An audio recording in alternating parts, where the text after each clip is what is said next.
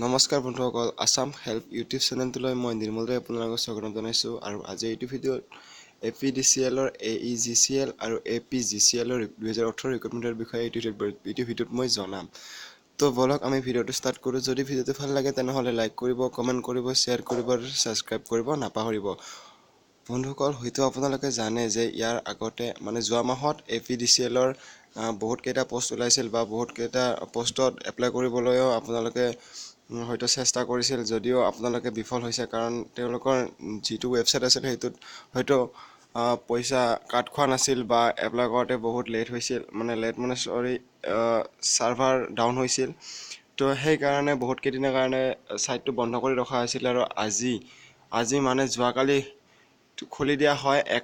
যোৱাকালি 1 তাৰিখৰ পৰা খুলি দিয়া হয় আৰু লাষ্ট ডেট দিয়া হয় 30 অক্টোবৰলৈকে। তো এইকেইদিনে আপোনালোকে পঠাব পাৰিব। আৰু আপোনালোকে বিশেষ জানিবলগীয়া কথা যে বৰ্তমানলৈকে 1950 প্লাছ পষ্ট, মেক্সিমাম 2000 পষ্ট ওলাই দিছে তেওঁলোকে। তো আপুনি ইয়াতে কেনেদৰে এপ্লাই কৰিব বা ইয়াৰ কেইটা পোষ্ট আছে মই এইটো ভিডিঅ'ত জনাম। তো প্ৰথম 1 নম্বৰ পোষ্টটো হৈছে AAO এছিষ্টেণ্ট একাউণ্টেণ্ট অফিচাৰ। তো ইয়াতে পোষ্ট আছে 60টা। য'ত APDCLৰ আছে 35টা, AGCLৰ আছে 10টা, এনেকৈ আছে। আৰু ইয়াতে এডুকেশ্যন কোৱালিফিকেশ্যন লাগিব, বেচেলাৰ ডিগ্ৰী লাগিব ইন আৰ্টছ, ছায়েন্স বা যিকোনো কমাৰ্চ বা ছায়েন্স হ'লে যিকোনো এখন ৰিকগনাইজেশ্যন ইউনিভাৰ্চিটিৰ পৰা 50% মাৰ্ক লৈ পাছ কৰা হ'ব লাগিব। আৰু BCom এগ্ৰিগেটেড 55% মাষ্ট বি থাকিব লাগিব। তো ইয়াতে আপুনি ভালকৈ পঢ়ি ল'ব পাৰিব। মই যদি বেছিকৈ পঢ়ি দিওঁ তেনেহ'লে ভিডিঅ'টো বহুত দীঘল হৈ যাব, সেইকাৰণে মই শ্বৰ্টকাটত দেখাই দি আছোঁ। তো দ্বিতীয়তে ইয়াতে আছে এই পোষ্টটোত AAO পোষ্টটোত এপ্লাই কৰিবলৈ হ'লে আপোনালোকৰ এজ লাগিব 21 বছৰৰ পৰা 46 44 বছৰলৈকে। য'ত 1 জানুৱাৰী 2018 অনুসৰি। তো ইয়াতে কাষ্ট অনুসৰি বয়সৰ এজ ৰিলেক্স দিয়া হৈছে। য'ত আপোনালোকৰ OBC বা MOBC হ'লে আপোনালোকে 47 47 ইয়াৰলৈকে এপ্লাই কৰিব পাৰিব। যদি SC ST কেণ্ডিডেট হয় তেনেহ'লে 49লৈকে কৰিব পাৰিব। যদি আপোনালোকে ডিপাৰ্টমেণ্টৰ ওপৰত লাগি আছে, আপাৰ এজত কাম আপোনালোকে কৰি আছে ডিপাৰ্টমেণ্টতে, তেতিয়াহ'লে আপুনি 45 ইয়াৰ্ছলৈকে এপ্লাই কৰিব পাৰিব। ইয়াতে পে' স্কেল হৈছে অৰ্থাৎ আপোনালোকৰ দৰমহা হৈছে 16,800 পৰা 60,800লৈকে। আৰু গ্ৰেড পে' হ'ব আপোনালোকৰ 8,700। দ্বিতীয়টো আছে আপোনাৰ অফিচাৰ কেম্প ফিল্ড এছিষ্টেণ্ট। ইয়াত বহুত কেইটা পোষ্ট আছে। ইয়াত টোটেল পোষ্ট আছে 1000টা, 1000। য'ত APDCLৰ আছে 968 এণ্ড APGCLৰ আছে 11, AEGCLৰ আছে 21টা।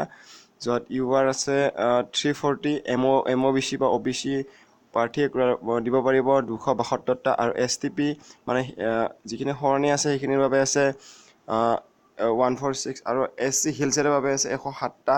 আৰু ST Hৰ কাৰণে আছে 91 এণ্ড PWDৰ কাৰণে আছে 44। ইয়াতে এডুকেশ্যন কোৱালিফিকেশ্যন লাগিব মেক্সিমাম হাই ছেকেণ্ডেৰী পাছ লাগিব। আৰু দ্বিতীয়তে ইয়াতে কম্পিউটাৰৰ প্ৰফিচিয়েঞ্চি এখন চাৰ্টিফিকেট লাগিব। কিন্তু ইয়াতে ধৰি দিয়া নাই কিহৰ চাৰ্টিফিকেট লাগিব, PGDC হওক বা টেলি হওক বা এইবিলাকৰ কোনো ধৰি দিয়া নাই। মুঠতে ইয়াতে 3 মাহৰ কষ্ট সেই আধাৰত হ'ব লাগিব। ইয়াতে আপোনালোকৰ এজ হ'ব আপোনালোকৰ 18 বছৰৰ পৰা 44 বছৰলৈকে পঠাব পাৰিব 1 জানুৱাৰী 2018 অনুসৰি। আৰু বাকীখিনি একেই ওপৰত দিয়া মতে এইখিনি এজ ৰিলেক্স দিয়া হৈছে। তো দ্বিতীয়তে পে' স্কেল হ'ব ইয়াতে 16,800 পৰা 60,500লৈকে। য'ত গ্ৰেড পে' হ'ব 5,800। আৰু দ্বিতীয়তে আছে লাইট ভেহিকেল ড্ৰাইভাৰ। ইয়াতে পোষ্ট ওলাইছে 25টা, 25। য'ত APDCLৰ ওলাইছে 25টা। অকল APDCLৰ ইয়াতে ওলাইছে, APGCLৰ ওলোৱা নাই। তো ইয়াতে মেট্ৰিক পাছ হ'লে হ'ব ইয়াতে। কিন্তু আপোনালোকৰ ড্ৰাইভিং লাইচেঞ্চ থাকিব আৰু 2 বছৰৰ আপোনাৰ প্ৰফেচনেল অভিজ্ঞতা থাকিব লাগিব গাড়ী চলোৱাৰ ওপৰত।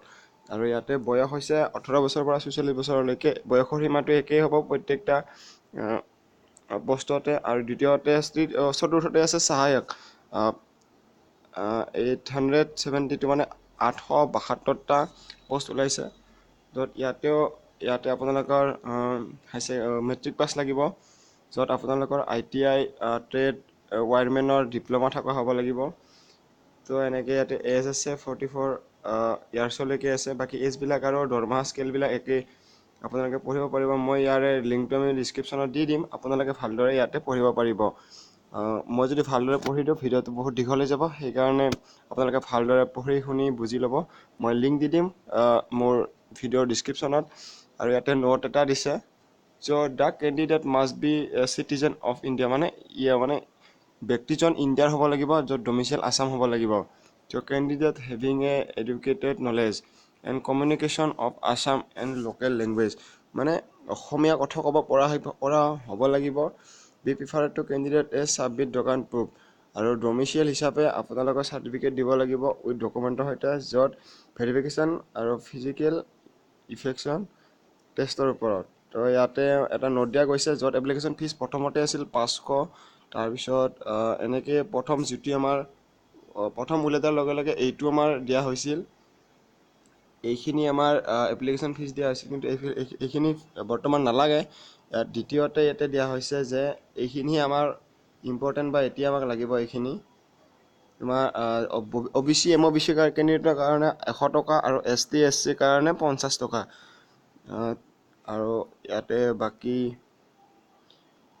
বাকীখিনি ইয়াতে তলত লিখা আছে। তো আপোনাক কেনেদৰে এপ্লাই কৰিব পাৰিব, ইয়াতে ভালদৰে লিখা থাকিব। আৰু ইয়াতে অনলাইন এপ্লিকেশ্যন কৰিব পাৰে আপোনালোকে। মই আপোনাৰ নোট কৰি লৈ ল'ব এইখিনি। আৰু আপোনালোকে আমাৰ এডভাৰটাইজমেণ্ট ডিটেইলছত যে আপুনি ক্লিক কৰিব পাৰিব, য'ত আপোনালোকে এই এডভাৰটাইজটোৰ বিষয়ে জানিব পাৰিব। ইয়াত ক্লিক কৰিলে এডভাৰটাইজটোৰ বিষয়ে জানিব পাৰিব। আৰু হয়তো মই কোৱাতকৈ ভালকৈ আপুনি বুজি পাব। ইয়াতে আপোনালোকে এপ্লাই অনলাইনত ক্লিক কৰিলে আপুনি এপ্লাই কৰিব পাৰিব। আৰু কি কি জনা হ'ব লাগিব, বা কেনেকৈ আপুনি এপ্লাই কৰিবলৈ হ'লে আপোনালোকে ইয়াত ক্লিক কৰিব, ইনষ্ট্ৰাকশ্যন এপ্লাই। ইয়াত প্ৰথমতে মই এবাৰ কৈ দিওঁ, প্ৰথমতে ইয়াৰ ৰেজিষ্টাৰ কৰিব লাগিব, তাৰপিছত এপ্লাই কৰিব লাগিব, তাৰপিছত পে' কৰিব লাগিব।